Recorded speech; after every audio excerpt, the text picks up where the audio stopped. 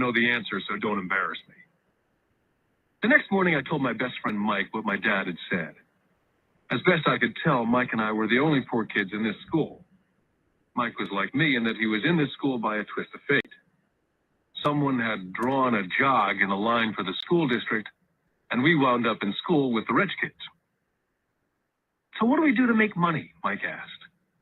I don't know, I said. But do you want to be my partner? He agreed. And so on that Saturday morning, Mike became my first business partner.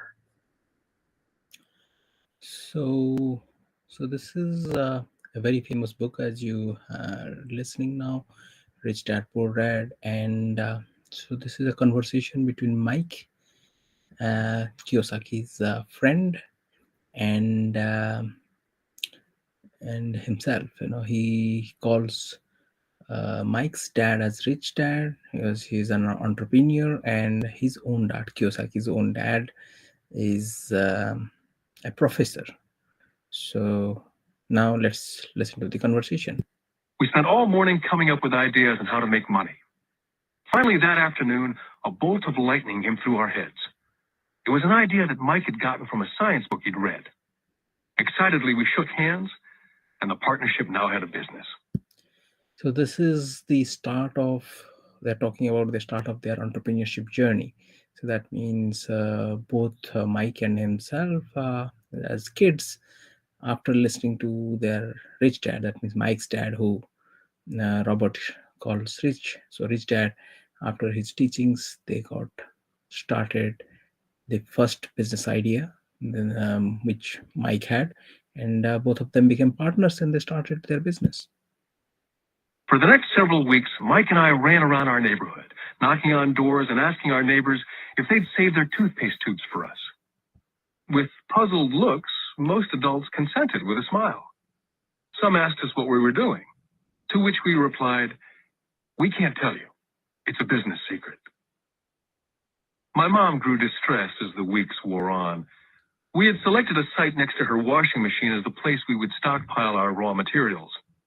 In a brown cardboard box that one time held ketchup bottles, our little pile of used toothpaste tubes began to grow. One day, my dad drove up to see two 9-year-old boys in the driveway with a production line operating at full speed. Fine white powder everywhere. On a long table were small milk cartons from school, and our family's hibachi grill was glowing with red-hot coals at maximum heat. Dad walked up cautiously, having to park the car at the base of the driveway, since the production line blocked the carport. As he got closer, he saw a steel pot sitting on top of the coals, with the toothpaste tubes being melted down. In those days, toothpaste did not come in plastic tubes. The tubes were made of lead. So once the paint was burned off, the tubes were dropped in a small steel pot, melted until they became liquid, and with my mom's pot holders, we were pouring the lead through a small hole in the top of the milk cartons. The milk cartons were filled with plaster of Paris. The white powder everywhere was the plaster before we mixed it with water. The milk cartons were the outer containers for plaster of Paris molds. My dad watched as we carefully poured the molten lead through a small hole in the top of the plaster of Paris cube. "What are you boys doing?" he asked with a cautious smile. "We're doing what you told me to do. We're going to be rich," I said. "Yep," said Mike, grinning and nodding his head. "We're partners." "And what is in those plaster molds?" Dad asked. "Watch," I said. "This should be a good batch." With a small hammer, I tapped at the seal that divided the cube in half. Cautiously, I pulled up the top half of the plaster mold, and a lead nickel fell out. "Oh my God," my dad said. "You're casting nickels out of lead." "That's right," Mike said. "We're making money." My dad smiled and shook his head. Along with a fire and a box of spent toothpaste tubes in front of him were two little boys covered with white dust and smiling from ear to ear. He asked us to put everything down and sit with him on the front step of our house. With a smile, he gently explained what the word counterfeiting meant.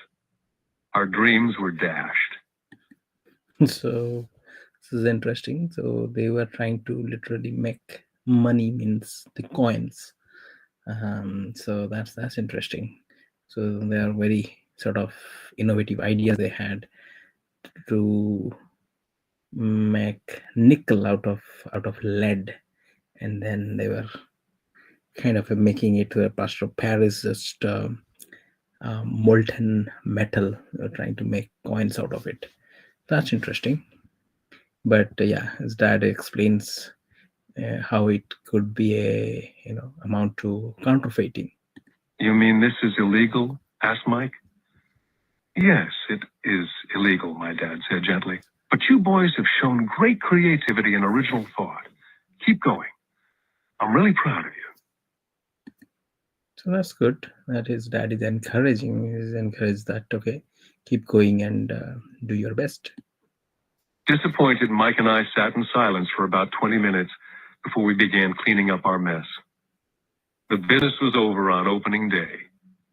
Sweeping the powder up, I looked at Mike and said, I guess Jimmy and his friends are right. We are poor. My father was just leaving as I said that. Boys, he said, you're only poor if you give up. The most important thing is that you did something. Most people only talk and dream of getting rich. You've done something. I'm very proud of the two of you. I will say it again. Keep going. Don't quit. That's a very encouraging words. That you are a failure when you quit.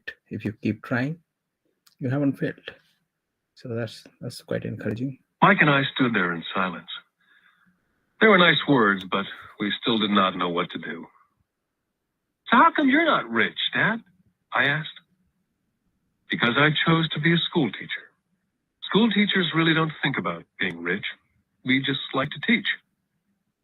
I wish I could help you, but I really don't know how to make money. Oh, sorry, I mentioned before that he was a professor at university. No, he was a school teacher. Okay. So that's the correction. Anyways, now he explains when the kid is asking, how come you are not rich? So that's an interesting one.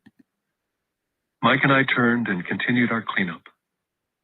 So that first venture is over, business venture, but they started quite young, said my dad. If you boys want to learn how to be rich, don't ask me. Talk to your dad, Mike. My dad? Asked Mike with a scrunched up face. Yeah, your dad, repeated my dad with a smile. Your dad and I have the same banker, and he raves about your father. He's told me several times that your father is brilliant when it comes to making money. He seems to be building an empire, and I suspect in a few years he will be a very rich man. So yeah, Mike's dad he's an entrepreneur, and he is developing his entrepreneurship flair, and so is kind of expecting that Kiyosaki's dad is just telling that Mike's dad would be the best person to teach them how to be rich. With that, Mike and I got excited again. With new vigor, we began cleaning up the mess caused by our now defunct first business. As we were cleaning, we made plans on how and when to talk to Mike's dad. The problem was that Mike's dad worked long hours and often did not come home until late. His father owned warehouses, a construction company, a chain of stores, and 3 restaurants. Warehouse, construction company, and 3 restaurants.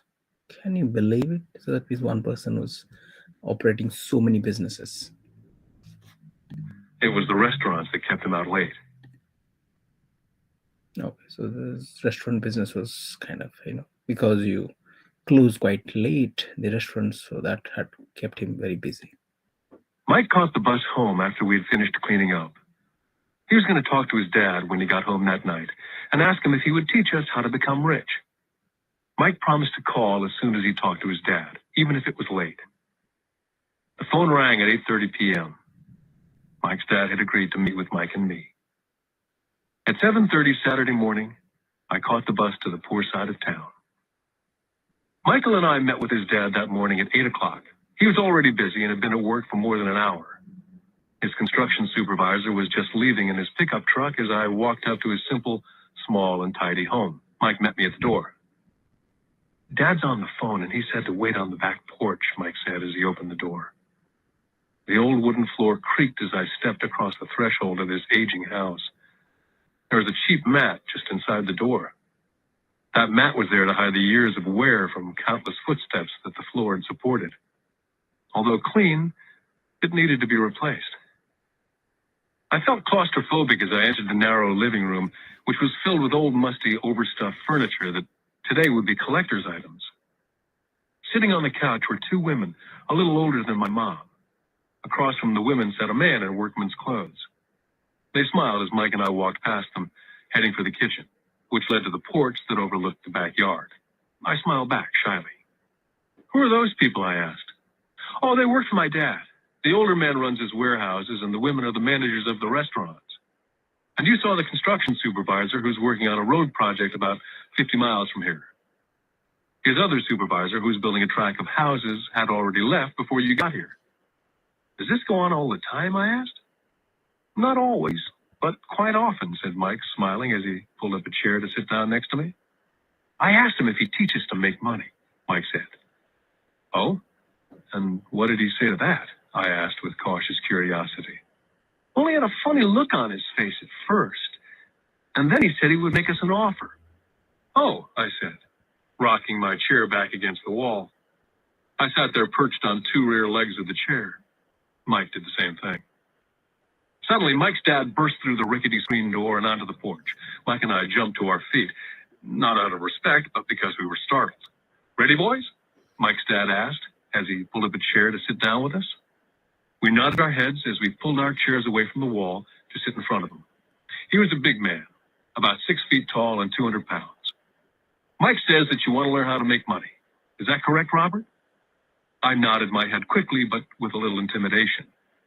He had a lot of power behind his words and smile. "Okay, here's my offer. I'll teach you, but I won't do it classroom style.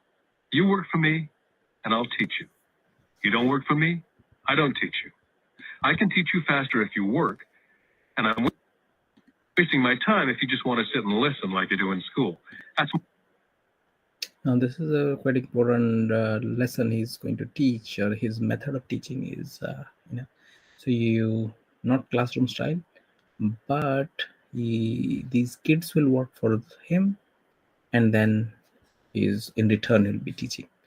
So I hope you like this. So we'll continue on this book, Rich Dad Poor Dad. It's an amazing book. Get everyone to so listen, but add your comment as well. What do you think? What are the takeaways for yourself? And yeah, we will then reconvene again. So let me just escape out. All right. Okay. So with that, we are finishing it now, and speak to you later, guys. Bye bye. Good night.